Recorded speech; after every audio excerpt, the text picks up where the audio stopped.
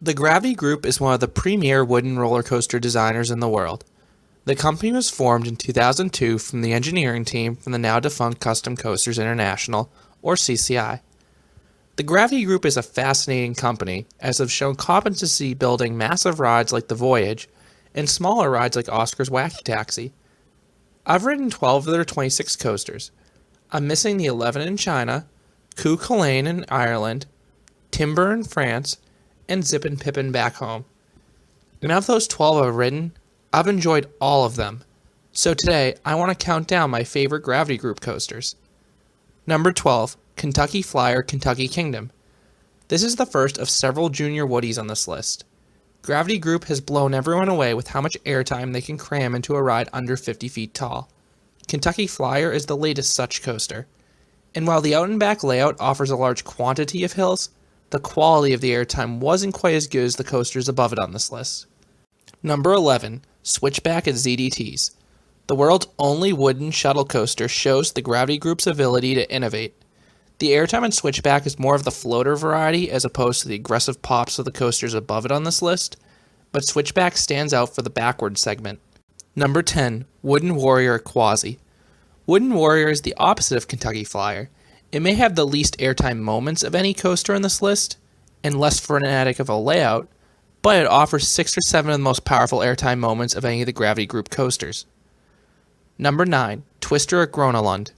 If you ride Twister up front, it would easily be at the bottom of this list. But if you ride Twister in the back, it's a really wild ride. Every drop in this coaster is quite steep, so it delivers some strong pops of ejector airtime. Plus, many of these drops are curved, so you're also getting some laterals too. Number 8, Oscar's Wacky Taxi at Sesame Place. This is an aggressive little ride. It's a non-stop barrage of airtime hills. Most of the hills give just floater pops, but the first drop and 2 turnarounds give some surprisingly strong pops of ejector airtime, considering the park this ride is located at. Number 7, Wood Express at Park St. Paul.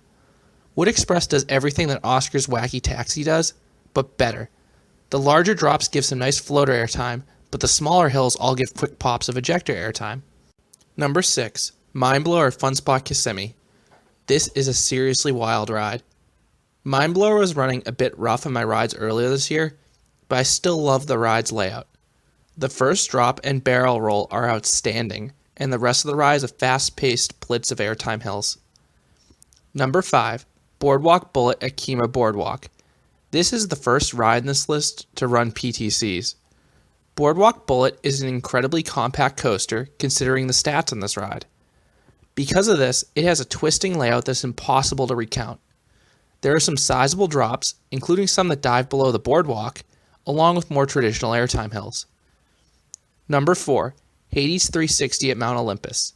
This is another rougher ride, but the timberliners absorb the shuffling, so I'm able to appreciate the sheer scale of Haze 360 and its unique layout.